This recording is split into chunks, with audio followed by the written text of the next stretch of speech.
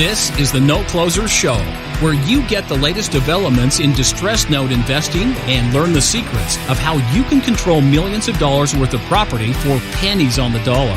Get educated and entertained by someone who has closed thousands of deals and lives to support you in achieving the same. Now, here's your host, CEO of We Close Notes, Scott Carson.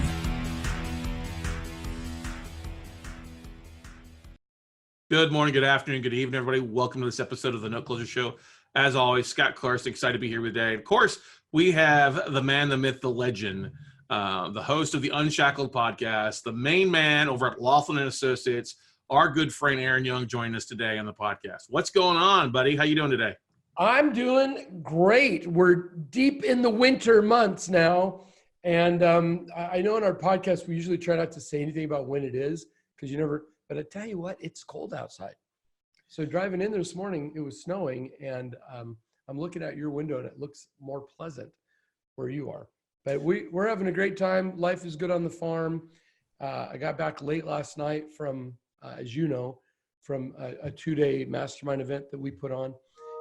And so I'm a little more casual today than I might normally be.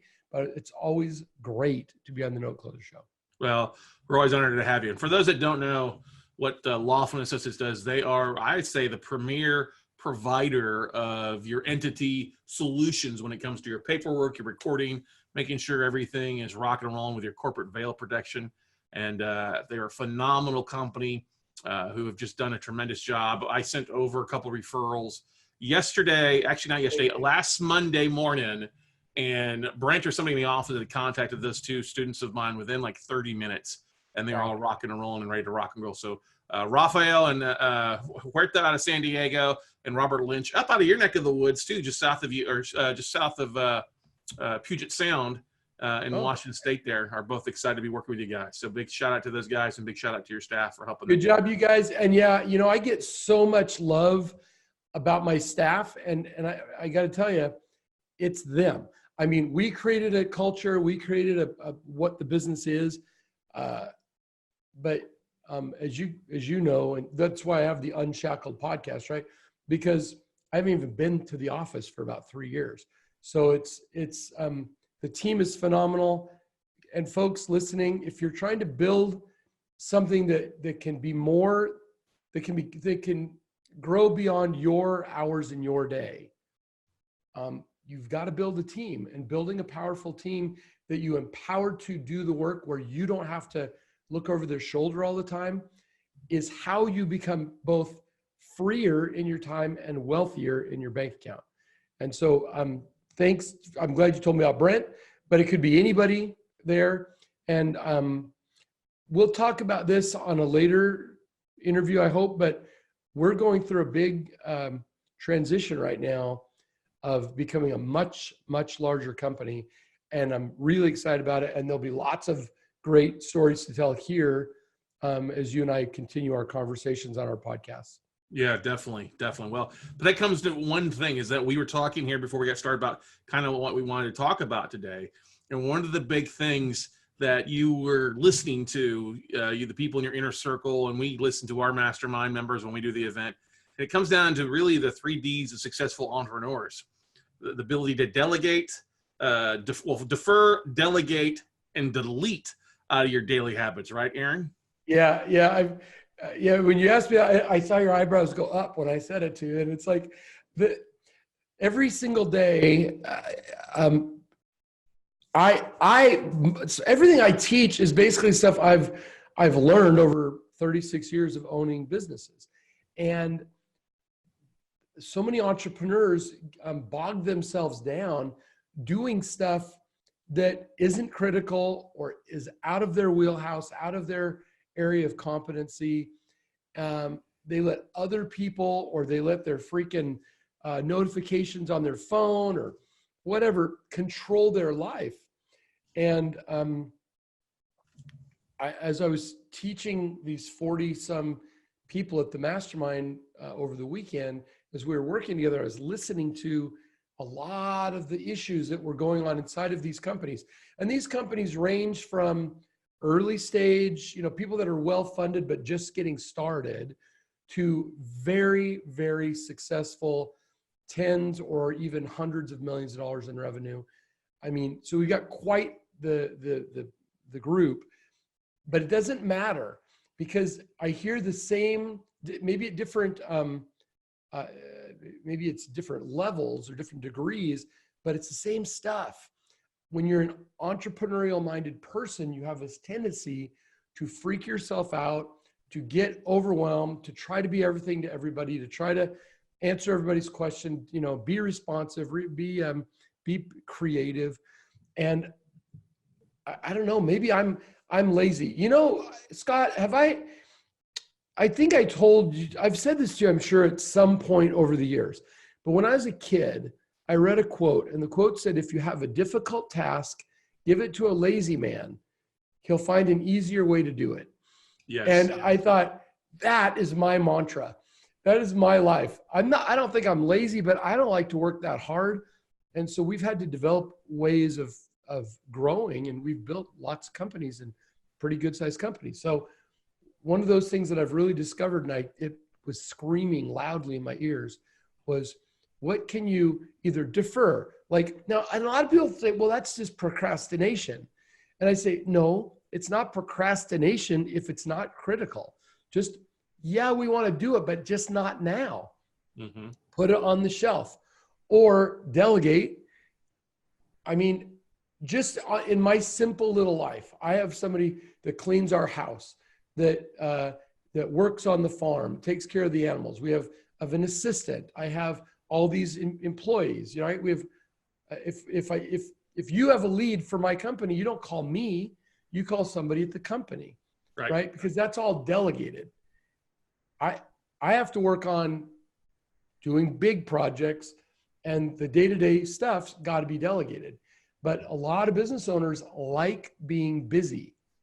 They get their emotional strokes by being so important to everybody. Oh, I just can't do it without you, or you can't make a decision without me. And that is a sure route towards either mediocrity or failure. And that's the thing too. If you think about it, I was just while you're talking about trying to do them themselves, I think back to the Tale of Two Desks. And this Okay. I'm pulling this out of my ass right here as you think as it just pops up. We talk about those that want to be successful. They're not the ones doing it all. I think back to the first image of Amazon and that famous picture that you see of Jeff Bezos sitting at his desk with the white banner behind it that says Amazon. It's on the front of his desk to where it's at now. And there's no way Jeff could have taken the company from where he was originally, being a one-man band, to where it is selling used books exactly. on the information superhighway. Exactly. Without doing those things that you talked about and doing it. Because I think a lot of times, if you've ever read, you know, the E-Myth Revisited, we all struggle as entrepreneurs with three things. You know, the forward mindset thinking, the R&D side of the business, and then also the kind of the marketing side of things. And you have to learn to get rid, focus on what you're good at and delegate the other two, you know, 2/3 of that aspect off there. Right, Aaron? Yeah. Yeah. And then the last one is delete. I mean, I loved when I heard Steve Jobs said the thing he was most proud of was everything he said no to. And so sometimes we just have to say, we're not going to do this anymore.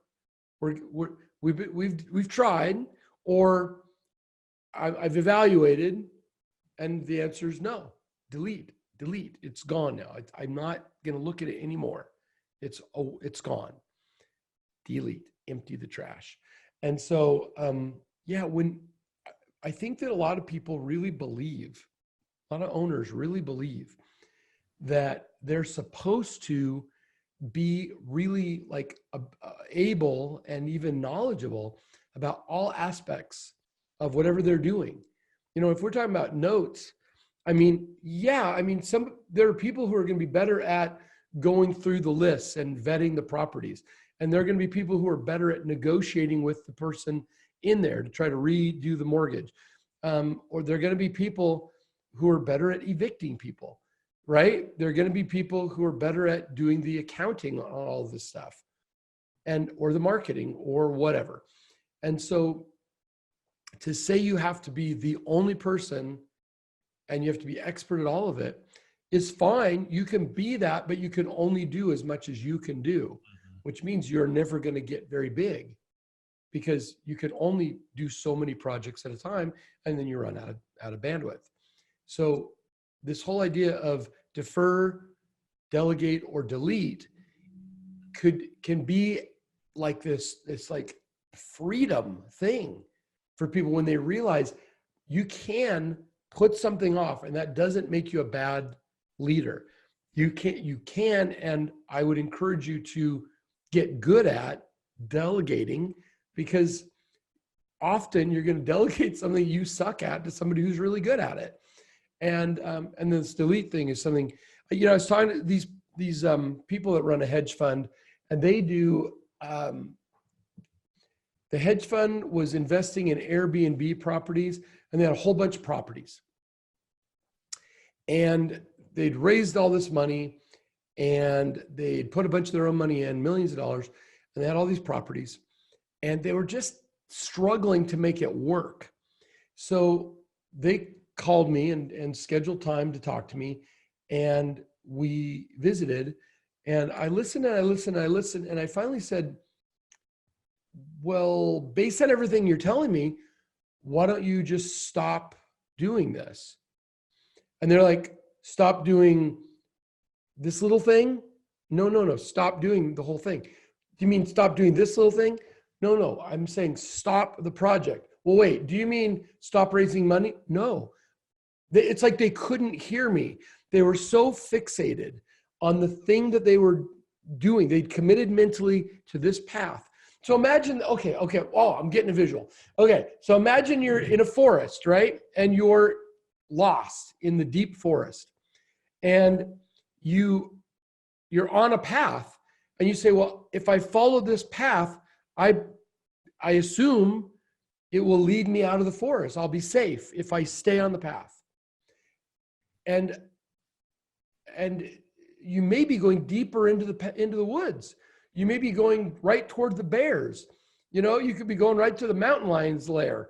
But if you can stop for a minute and quit staring down at the path and stop and go, okay, well, I know I parked my car to the west of here. Okay, where's the sun? Okay, well, the sun is over there. It's not over there where I'm going, it's that way. Well, as soon as you lift your eyes up and you don't freak out about the path, and you give yourself a time to reorient and look around, you may be surprised how many other paths there are going the direction that you actually need to go. It's not the path you were on, but it's the right way. It's the right direction.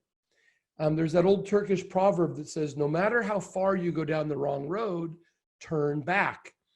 And people are always going, yeah, but we're making good time. And it's like, okay, who cares if you're making good time doing something stupid? So now that company has since gone out. They've completely changed what they're doing. They got rid of one of the partners who was really could not be convinced that there might be another route. Got rid of that person. And you know what? They've gone out and raised millions of dollars now. They've reoriented their business. Their investors are happy. They're making money, all because some guy that they called on the phone and said, can you help us sort this partnership problem out? I said, yeah, stop doing the stupid thing and do something that works. And they couldn't understand. It took an hour of me repeating, no, really, you have permission to stop. Well, we can't stop. No, you can stop. Mm-hmm. I think a lot of people. Yeah, go ahead. No, go ahead. I was simply saying, I think we see that as not only, we see that a lot in the real estate side of things and entrepreneurship side of things, where people, they've invested in something, they've invested in a course that's going to lead them down the road, and they keep pumping money into marketing. Like we see that with on our side, like a lot of real estate investors get started selling out yellow letters or postcards, or they go out and buy bandit signs. So they're out on the weekend knocking bandit signs in the corners. And some of that works. I mean, don't get me wrong. I only say that because I've used that originally over a decade ago when I got started with different things. And some things work and some things don't work. But a lot of people, they keep investing in the same old activities that they were doing 3 years ago. And they keep getting more frantic because they're not seeing any leads or any income generated from those things, but they keep doing the same thing. When I'm like, listen, quit doing that. That's not making you money. Look at what you made your money from, and really kind of focus on the parental rules. I always tell people, like, look, if you could focus on the thing that made you the most amount of money, 80% of profit comes from 20% of the activities, as they say, right? Well, if you eliminate the other 80% of activities that are not, you will quadruple your income a lot of times, right? It's funny. We actually do that in one of the last modules of the Unshackled Owner class. Is we've buried them with all this stuff about how to restructure a business, and then I say, okay, now write down the 10 most critical things that you need to get done to move your business forward in the next 90 days, right? The 10, not everything, the most important ones. If you do this, you're going to move the company forward in a significant way. Write them all down. And then I say, okay, now pick 2 and eliminate the other 8, right? You only get 2, you don't get 10. And those other 8, you're going to delegate them. And I need you to tell me how you're going to hold people accountable that you've delegated to, because you're not going to do them. And I tell you what, people freak out. But when they do it and they see, oh my gosh, the world didn't come to an end. The work got done. I didn't do it all. And I spent time on the 2 most important things. And that made a lot of progress. It only takes a couple of months of showing. It's like losing weight, right? If you're going to the gym or you're eating differently, it doesn't take very long to see positive results. And when then somebody goes, ooh, you're looking mighty fine in those jeans, boy, right? Sorry, that's Eddie Murphy reference. You can edit that out if you want. So we'll keep it raw. Those jeans, boy. But anyway, yeah. But do you remember that? It was delirious. Anyway, when people start going, oh, hey, what happened? You look so good. You look 10 years younger. You go, wow, maybe I should keep doing this. When you can walk and not be weary and run and not faint, you can, you all of a sudden go, oh, I should continue this behavior. And you're amazed at how your life changes for the better. And it doesn't have to be weight loss or exercise. It can be delegating business tasks. And I had a guy, it was funny. I had a guy at the Inner Circle. He's a hard money lender. And he does something very unique. I don't think there's very many guys that do this specific thing, and I can tell you about it later. But he's really got a good little business going, really cool business going. And he said, I've got, I don't remember if he said 5 or 7 employees, but he said the business revolves around me and my knowledge about how to do this. And they're doing work and I'm delegating to them. And, but some of it is just, it is dependent on me. Right. And I said, do you believe that? Like, do you really believe that in your heart? And he's like, yeah. And I said, well, what are you building this all for? What are you doing this work for? And he started explaining to me about his kids and taking care of them and their family values. And he goes off on this whole diatribe, which was great stuff. And he said, and I'm trying to do all these things so I can build up this portfolio, so I can get all these things organized, so that I can hand it off to my kids.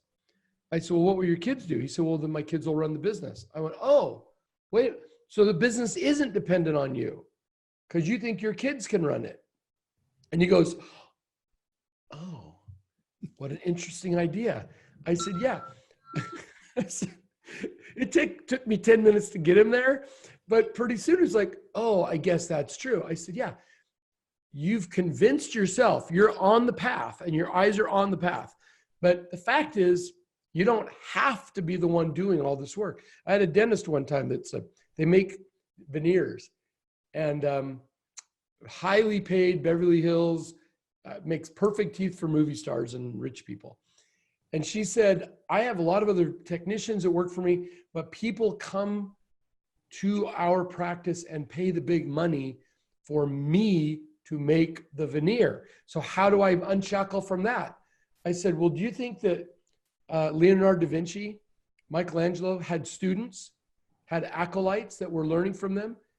Yeah. Do you think those people also created great art? Not the same as Da Vinci, but great art.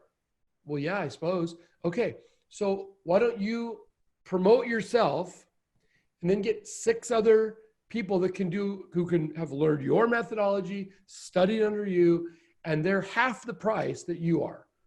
And then if somebody must have you, let them pay double. But you dramatically reduce your workload. You're still there as Michelangelo, but you can have your whole school full of students doing work under the great master of teeth to, for a lower price. And she was like, oh, I never thought of that. Folks, you can defer, delegate, or delete. Some business, we just don't want the business. Mm-hmm. You want to give me money? I don't want your money, because you're going to be more hassle. You're going to be the wrong thing. You're going to divert me from my goal if I do your thing. So no. That goes in hand in hand. Like you said, something that's going to divert me from my goal, my path, the way I want to go, where I want to be. And down there, we all know entrepreneurship is a very curvy, winding road of, down. Yeah, exactly. Upside, downside, inside and out. But that's the thing is saying no to some people is saying yes to others. I mean, I've always found it that if I had a gut feeling that somebody was going to be a pain in the ass, and anytime I went against my gut, I ended up regretting it later on. Our good buddy Greg Reed, he's talking about the other day. He's like, hey, he goes, if somebody cancels or wants a refund on my class, my workshop, I just refund them. It's not worth the hassle. It's not worth the headache. It's better just to go ahead and be done with it and move in a different direction, and not have that baggage around you. That's some of the best advice I've ever gotten. It's really true. I read a thing just this morning. Somebody quoted, and they said, if you had this many dollars, like, whatever, $84 million, and 84 million is some other longer number. And somebody stole or somehow wasted $60 of it, how much would you care, right? And of course your answer is like, well, who cares? It's nothing. And they said, why do we let somebody who cuts us off on the road for that 10 seconds spoil our day, right? Like, just get over it. Just let it go. It doesn't matter. There's too much to do that's great and exciting and positive and uplifting to get bogged down in junky stuff. And so just don't do it.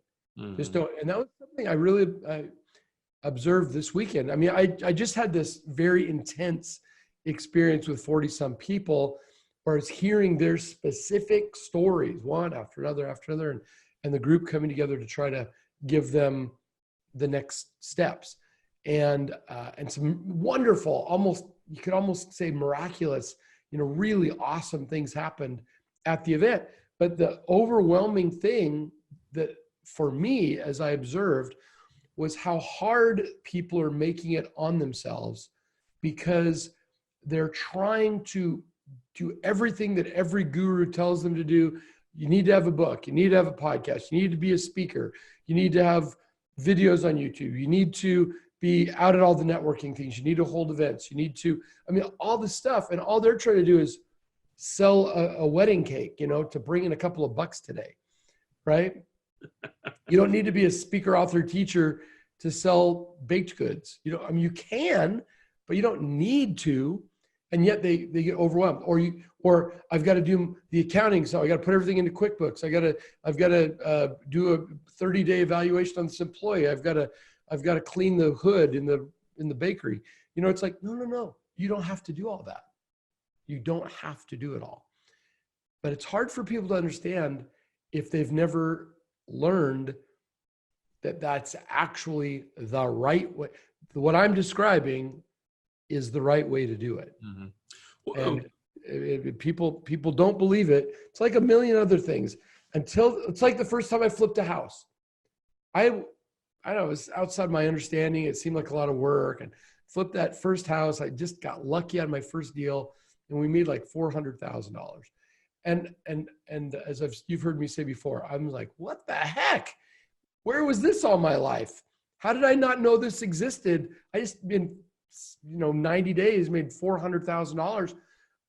That's like, it was like somebody exposed me to the world of Avatar or something. Like, what?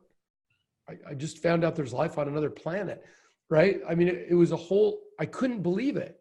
I couldn't believe I was so dumb, or not dumb, so unaware that it had been going on around me. I was ignorant to it. And as soon as I saw it, I was like, oh, well, I better pay attention to that.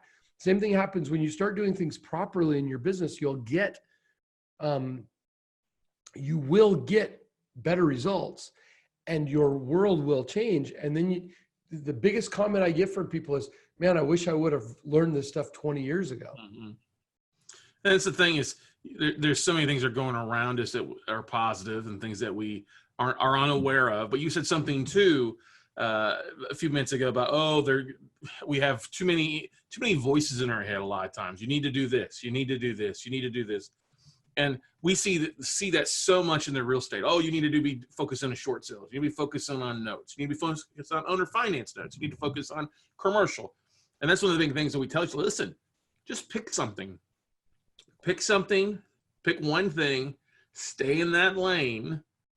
I had the honor last July, one of our biggest rivals, I guess you could say, actually came to me, sat down with me, and asked me to come and help him do marketing for one of his segments of his company. And I was very honored that way. I was like, wow, you've been in business a long time. I said, I take that as an honor. We've not always seen head to head on things. We kind of have a different way of teaching and stuff like that. And I was really honest. Like, wow, I take that as an honor that you would ask me to do that. But I appreciate that, but I'm still going to say no, not because of our differences, but because the fact is that's not in my lane. It's not my business. It's not my business model for that. And I know you're looking for somebody and you appreciate how we market and how we run things. So you tell me that we know how to market and we know how to close deals. That's great. That's what we want to be known for. But I don't want to be known for marketing your stuff. You need to find somebody internally to do that there as well. It would, could have been a windfall for what we did. But the point is, like, we've not been happy. Secondly, it would have taken away from what we need to be focused on directly, which is the most important thing. And I know a lot of entrepreneurs deal with things. They're working on their goals. They're working on their goals. They're trying to get to entrepreneurship. Sometimes they've got to lay down that entrepreneurship dream for a little while to go back and get a job to pay for something. I have a guy that reached out to me yesterday. Hey, I really need your help. He sent me a couple of notes he was trying to sell. And I said, well, he came back an offering and he was trying to broker it. And I'm like, sorry, your guy that wants the stuff wants too much for it. This isn't going to work. Well, he comes back, well, I need some ways to find deals. And I'm like, great, jump on LinkedIn and start calling asset managers. He's like, no, I've watched that video. I don't want to do that. And I'm like, I want the success, but I don't want to do the work. Mm-hmm. So what you tell them?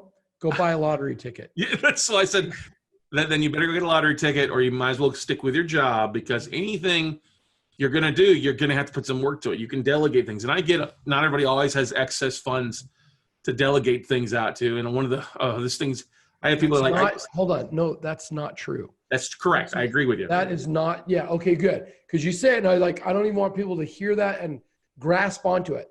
That is a lie that people tell themselves. Yes. Hang on. That's a truth there. Yeah. You can hire a VA for $4 an hour. Yes. And have them, and this can be somebody with a college degree, maybe a master's degree, to do things for you. You can afford that. And when I think about, the stories of, and the one I love to tell is Mark Cuban eating ketchup packages from McDonald's because he couldn't afford to buy a cheeseburger, but he was investing back in his business. Even Warren Buffett, watch that new HBO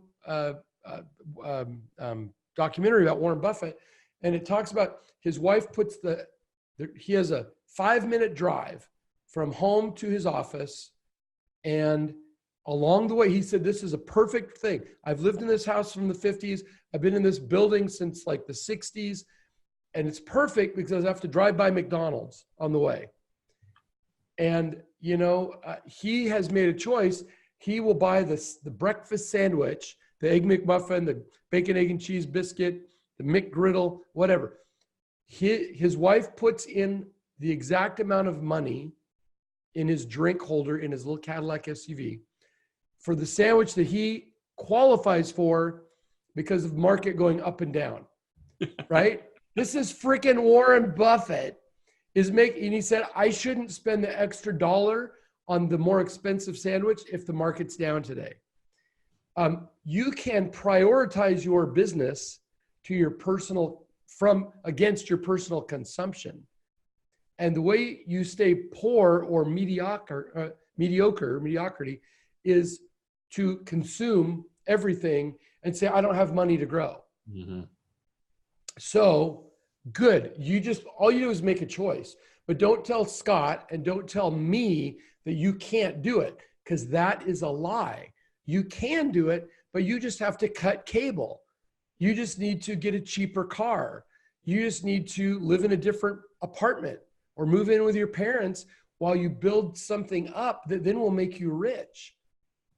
But if you're going to consume it all and not dump it back into the business, if you're not going to do what Mark Cuban did and say, I'm going to keep investing in my business and I will eat ketchup, because I know if I make a sacrifice now in my comfort, that I will benefit down the road. Mm-hmm. That is a fact. That is a truth. Well, folks. The biggest truth is that first assistant you hire, whether it's in person or a VA, you should be delegating stuff to them that will make you $100,000 extra per year. That's the biggest thing that we've always seen and always taught. Like, listen, if you want to make $100,000, hire somebody to do all the stuff that you don't need to be doing, so you can focus on those two things that are the most important to get things done. Right, Aaron? I'm running multiple companies. We're multi-million-dollar businesses. We're taking a bunch of companies public. I breed horses. I do all these things. I travel all over the world, give talks. And my virtual assistant, Kelly, who I've used for a number of years, Kelly, I pay her $300 a month. And she keeps my life in order. $300 a month. If you can't pay $300 a month, I mean, can you be in business, or should you be working at a job? Because $300, folks, isn't very much money. Now, my dad used to say $20 isn't a lot of money unless you don't have it. And then it is a lot of money. I'm telling you, that $300 I spend over there helps me make tens of thousands of dollars over here. She keeps up on things. People I meet on the airplane, people that send me some random note, and she keeps track of them, reaches out to them and schedules stuff and puts things together. She's very creative and on her own. And that $300, so many things would fall through the cracks without her. And then she's not part of the in-office team. She's a VA, virtual assistant. She doesn't have a Laughlin email address. She has an Aaron Scott Young email address. And it's $300 a month. Come on, guys. How serious are you? The housekeeper, depending on how you're set up in your household, my wife works from home. You know Michelle very well. Yep.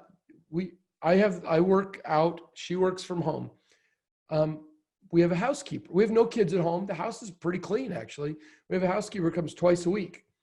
The housekeeper does everything, cleans out the refrigerator, cleans the windows, moves artwork around, decorated the whole house for Christmas this year, and then took it all back down, and you know what it is? It's $100. Well, it's $200 a week, $100 per visit. And that $200 a week, $800 a month allows Michelle to bring in close to $20,000 a month in her business. Now, is that a good trade-off? And people are going, yeah, but I'm not making $20,000. Neither was Michelle. Right. Michelle was making $1,500 a month, and then she started to delegate, and she had bandwidth to do more.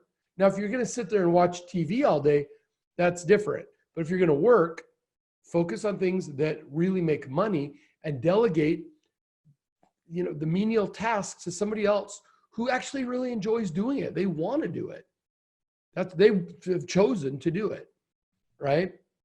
It's a quickest way to get rich is to quit doing dumb stuff that chews your time. Henry Ford, was it Henry Ford?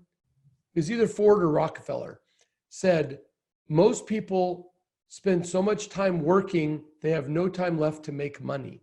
Hang on. Say that again. Most people spend so much time working, that there's no time left to make money. And this is just true. Mm-hmm. Is it true, Scott? Totally true. Totally true. You've got to move stuff off to other people so you stay working at the highest level, the highest income producing, the highest relationship building. And what you find is the richer people are, the more time they have to talk to you, to change their schedule, to show up at your thing, to get on a phone call with you. The people that are working, they don't have any time to help anybody because they're a slave. They're buried. Rich people have a lot of time. They have a lot of discretionary time. Mm-hmm. That's the truth, because and I always tell people, like, look at what you're making, figure out what your hour's worth is a good place to delegate. If your hour's worth $200 an hour, then anything below $200 an hour, you need to be delegating off. I mean, like you said, the house cleaner, changing the oil in your car, mowing your lawn, but then unless it's something that you really, really enjoy doing. Why would you do that? No, you'd have to really love changing the oil in your car. Well, I'm talking like some people enjoy like the house. 57 Chevy, you want to go out and putter in the garage, this is different. If you need to go through the quick lube with your, whatever, your Ford Taurus, just go through. Exactly. But taking that hourly rate and then taking that and looking at how much you're spending on activities below your income level, below what your hourly is. And those are the things that are the easiest to delegate. I mean, just charting. Yeah, that's interesting. Now you've got me wanting to figure out my hourly rate. Yeah, you should take a look at that. Because that's the thing is, look at what, if you want, like, I'll give you an example. If you wanted to make $100,000 a year, well, we've done this before, take $100,000 and divide that by 50 weeks, because there's roughly, most people are working 50 weeks a year. Okay. That comes down to $2,000 a month. I'm sorry, $2,000 a week. $2,000 a week. Yeah, $2,000 a week. Well, if you're putting in 40 hours a week, that means your hour is worth roughly $50 an hour. Okay. So if you wanted to double that to make $200,000, then you need to be doing activities that are $100 an hour, anything below $100 an hour, delegate it off to your VA, to your assistant that you're paying $10 or $15 an hour. You're going to pay them $15 an hour more, depending on what minimum wage is, because you can flip burgers at McDonald's and make $15 an hour these days. Okay. Oh, my farm workers and stuff, the guys that the people that take care of the animals and take care of the land, and I pay them $20 an hour, and it's all above board stuff, $20 an hour, and they're really happy with it. That's pretty good. They get to do stuff they enjoy doing, being with the animals, being on the farm, and doing that. But $20 an hour. I mean, if I was out there, other than when I feel like doing it, like on the weekend. Actually, this morning, I made a choice. I said, I'm going to feed today. I'd been doing this event down in San Diego. I've been traveling. We've got all these other things going on. I thought, I'm going to give myself a little bit of space today, and I'm going to go down and I'm going to check out the herd. I'm going to drive the little Ranger. I'm going to go put the hay out. I'm going to feed the grain. I'm going to check on everybody. We have about 40 goats and I think nine horses on the property right now, and some more in training. And it was almost like meditative. But if I had to do it all the time, For those that are listening, I just pulled up a photo of Aaron this morning. That was this morning when I was out feeding. And I thought how ironic it was that yesterday I was in a suit doing stuff. And look at my mom says, the faces of Aaron Young. Yeah, there's my grandson born on Friday. And then the event do you have the picture of the group? There they are. So, there I was teaching all these people for 2 days. And then I came back this morning. I said, I'm going to go back out and do what I love doing, which is go out, play with my horses. And it was snowing and stuff. And so I was all bundled up. But it's funny that you'd pull that up. But anyway, it's a kick that you just did that.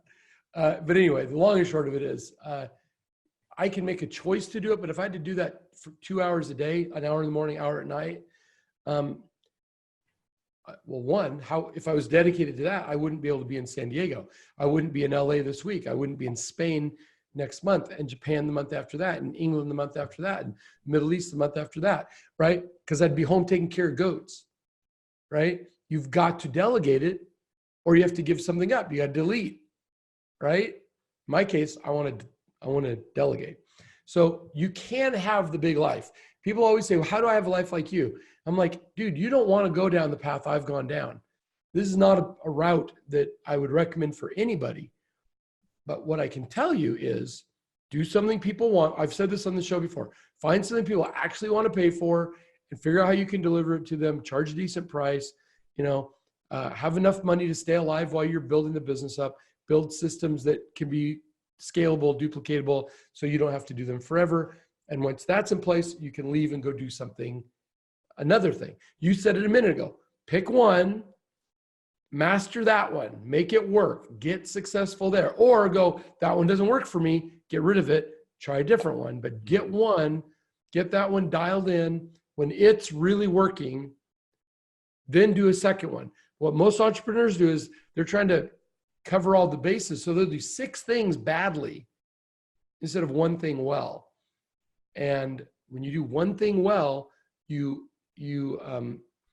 engender confidence in your clients, in your employees, in your vendors. People trust you. They like you. You do what you say when you say you'll do it. You do an excellent job because you're working at something you're good at. And if it's something you're sucking at, give it to somebody who's good at it. Surround yourself with people who play at the things you have to work on. And if you do that, I don't know, it seems like a broken record. I get on these things, but I have tens of thousands of business owner clients, and it's the same stuff that it's like going back to Sunday school. We need to teach this lesson again about forgiveness, about kindness, about charity. Here it's about do something somebody wants to buy, make sure you can survive long enough to get your thing going, and then build systems that remove the heavy lifting from from you. It's pretty simple. It sure is. It's not easy, but it's simple. Just doing that. And you have to take your mindset out of it. That's the biggest, I think, bottleneck that most businesses have is the person in charge or the owner, the entrepreneur, or the manager have too narrow a mindset of what they think they can or cannot accomplish. And as we all know, Henry Ford said, whether you think you can or can't, you're correct. You're right, yeah. So. Isn't that a great quote? I love Ford. I love Henry Ford. Yeah, it definitely is great stuff there. And I love it. That's the same thing. Defer, delegate, or delete. And sometimes deleting off is going to make you happier, less clouded, actually take a big rock off your back sometimes to make things rock and roll. One of the biggest things that I found successful has led to one of our biggest successes was when I deleted something. A few years ago, Aaron knows this. Aaron was one of the first phone calls I made. We were putting on this event in Houston called the Build Your Legacy Summit, and we were all excited about it. And we dropped all this money in marketing and postcards, and nobody was signing up. And I thought I was going to have a freaking heart attack. And I got to the point we were a week out, and I said, forget it. We're canceling the event. Not doing it. We're not doing it. And we were all like, oh, are they going to hate? And I called Aaron. I told you, and you were like, thanks. I got a weekend at home now. I love it. Yeah. It's okay with me. Listen, guy, we get so convinced that the thing we're doing is like life or death for the planet. Mm-hmm. And it's just not. Mm-hmm. It's just not. Realize that whatever you're doing, if it's not working, if it's not giving you the results you want, even if it's, incremental improvement, you don't have to be rich the first month. But if you see that you're making progress in the correct direction, things are getting a little easier, a little more profitable, it's a little smoother, you know how to deal with things. If you're doing that, great. If you feel that it's constant drudgery, constant banging your head against the wall, then you may want to consider that this is a bad choice. Yeah. No matter how much you've invested, no matter how many other people you've told, and now you'll be embarrassed, let it go. Because truthfully, nobody's thinking about your stuff nearly as much as you are. Amen to that. And that's by saying no. Ring the bell. That was truth. There we go. They're not thinking of you as much as you think they are. Yeah, exactly. But it also led to us coming up with our online virtual workshops or online note camp, which have been completely successful. Been great and awesome. And without that failure, I don't think we would ever gone that route with doing that. I think we would have kept banging our heads against the wall trying to put butts in seats at events. So, and your quality of life went up by not being on the road all the time, putting on events. You made a decision a little while back to actually do less coaching and do more working in the business. Yeah. And because at some point you go, it was cool and people wanted me to do it, and it's gratifying when people show up and pat you on the back and learn and have success. But is it really what you want to spend the majority of your time doing? Or is there something else? And it's really interesting when you, let me just tell you this last thing. And this is one of those woo-woo things. I'll just say it though. The company I talked about before that had the hedge fund that was in the vacation rental business, the Airbnbs, that I finally convinced to just stop. And then they said, as soon as we came to the understanding that we'd stop, it took them 3 or 4 days, and they made a decision to follow my counsel. They said almost immediately after stopping, remember, this is now you're looking at the path and you look up and look around, right? We're no longer fixated on this one thing. They said, as soon as we had permission to stop, this other opportunity came up, which has become huge, but we had to clear out some space for something else to come in. And that is, I've seen that repeatedly in my career. As soon as I quit, beat my head against the wall on something and just go, okay, we're done with that, magical new things show up.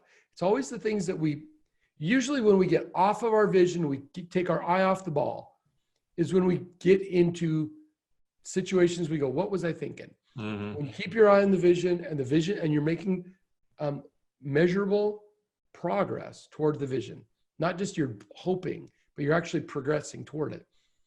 Don't take your eye off that ball. Don't let anybody get in your way. You're making progress towards that pot of gold. Don't let anybody pull you off the path. They want you. The more successful you are at getting to your pot of gold, the more other people go, wow, just like your competitor. They looked at you and said, geez, Scott has got something figured out. Maybe he can teach me how to do it. But that takes you off of your path. And it feels nice to be invited. It's an honor, but it diverts you from your path. Don't let anybody steal your time, steal your progress, steal your success, because they desperately want a little piece of the magic that you have. Stay, because believe me, you'll be able to do lots of good for the world out of the abundance that will be created when you get to the pot of gold. Amen to that. Amen to that. And I think that's a great place to wrap up this episode for today, Aaron. Thank you again so much. Such great knowledge. Once again, everybody, defer, delegate, and delete will make you a lot happier after the 3 Ds of entrepreneurship. We'll call that episode. Yes, make a whole lot more money and a lot happier. Make more money too. Amen. Thanks, Aaron. We'll see you at the top, brother. See you, brother. Bye-bye. Bye. All right, guys, let's wrap it up. Go out, take some action, everybody. We'll see y'all later.